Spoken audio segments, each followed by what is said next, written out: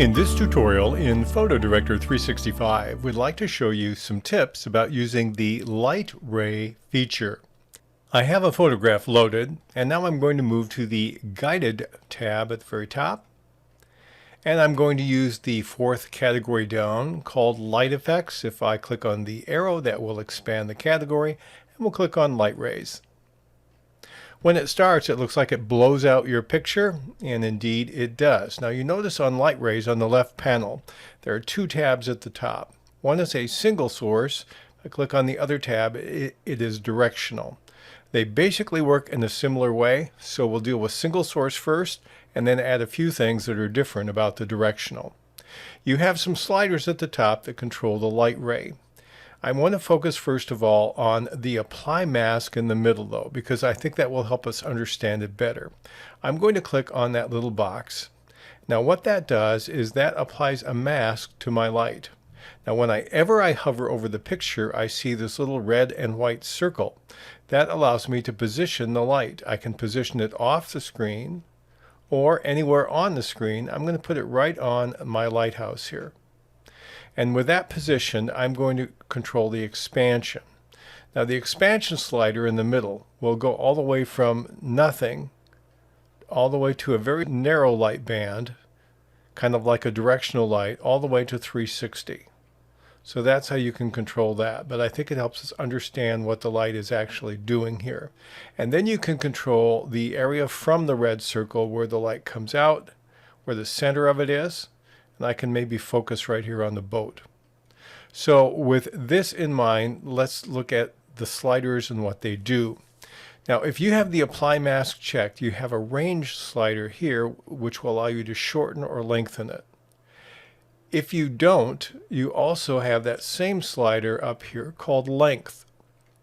If I turn the mask off, I have that same slider here on length, but it's harder to see the impact of it.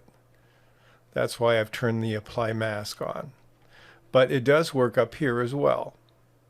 So that's my length. The intensity obviously will give you the degree in which it reflects the color of the light.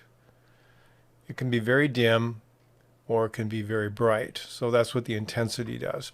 The threshold slider is supposed to give you a higher illuminance on the nearby pixels to the light source if you move the slider to the left, and higher on the faraway pixels if you move it to the right. Now, I really don't find this useful. It's hard for me to understand exactly what the difference is, so I don't use it. Another one you will use, though, is softness. So if you move to the right, you soften the edges of the light. It becomes more diffused. Then the middle sliders that you have here are for hue and saturation. You can change the color of the light. The default is a 0 on both of them. If you move the hue to the right, you begin to move through some of your color spectrum. Let me turn the saturation all the way up so we can see clearly. Here we're in the pink range, and we're kind of a yellowish green here. There's a bluish. So you can move anywhere you want to in the hue or saturation area. If you want it white, I just type in a 0 in that area and it gets back to normal. So that's basically what you can do. I'm going to leave the mask on because I think it helps us understand what's going on here. But let's make it a little wider. I'm going to expand it a little bit. Then if you look at the bottom part of the screen on the left side, you have some animation possibilities. Now this allows you to create an animated GIF or WMV or an MP4 file where you actually are animating this. You animate it to music. So if I click on Enable Animation, I can either have it sway, the light sway, or I can have it sway and the hue change. And I can change the pace of that with the slider below. If I click this on here, I also have to turn on the background music or I won't see anything. So if I click on the background music box, you notice now I have a play option below the screen. How do you pick your background music? You click on the buttons with the 3 dots, and then that takes you to a subcategory where you can pick any kind of music you want. There's a default section. I'll just take this one here and click on it. Or if I don't want default, there's some others available. There's some beat packs you can download, or you can import your own music. Now you can also add the beat effect. If I turn this on, there are three different effects I can have. I can have a hue effect, a glitch effect, and a saturation effect. If I play this, we're going to hear the music and see the effect.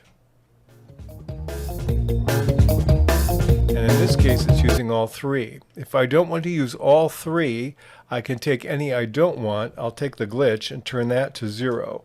And now I will have the hue and saturation effects play. If all I want is the hue effect, I can take the saturation and turn that to 0. And now all I will have is the hue effect. So you can control all of these. If you want to turn them all off, uncheck the box by Add Beat Effect. The other option you can do with the music that you pick is you can fade it in and fade it out, or you can move these orange markers in or out and do a mark in and mark out.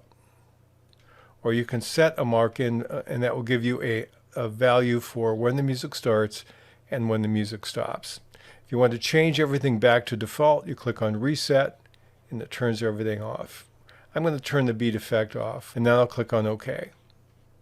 Now if you are using the background music and you want to play this with those effects going,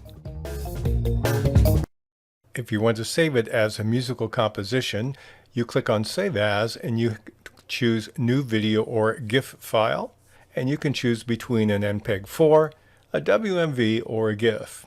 You can also use the drop-down to choose your aspect ratio, and you can choose your profile. You can also modify the duration here as well. And it gives you the output folder and the file name. You can change those if you want. And then click Produce, and then you have your animated file. Let's cancel that out. I'm going to uncheck Enable Animation. When I do that, now I can save it as a regular image.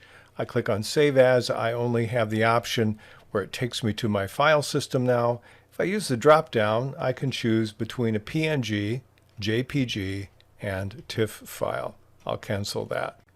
Before we go, we want to look at the second tab on the left panel under light rays. It's the directional light ray. We'll click on that. And basically you have all the same controls that you had before. What does a directional light ray do? It basically gives you light rays across the entire screen, and the key thing you control here is your direction. It's off the side of the screen here. It's going from left to right, and I have it horizontal. When I move the control up to the top, it's coming from the bottom to the top. It kind of blows all the colors straight up. And here it's from the right side, moving things to the left and then down. And then you have the same options that you had before in terms of intensity, length, threshold, softness, color adjustment, saturation that you had before. So basically what you're doing is you're pushing colors off of one of the quadrants of the screen. You can go at an angle as well if you like, but this gives you an example of what it looks like. You can also make it very subtle if you want. That's probably when I would use this the most. I'll turn my length on to just 1. Gives it kind of an interesting feel. You also can do the animation effect here, where you can do either swaying or swaying and ease shifting. We'll stop and play here. And you can change the background music as we looked at earlier. So that's what the second tab does. I probably wouldn't use that as often as I would the first, but this is what you can do with the light rays feature in Photo Director 365.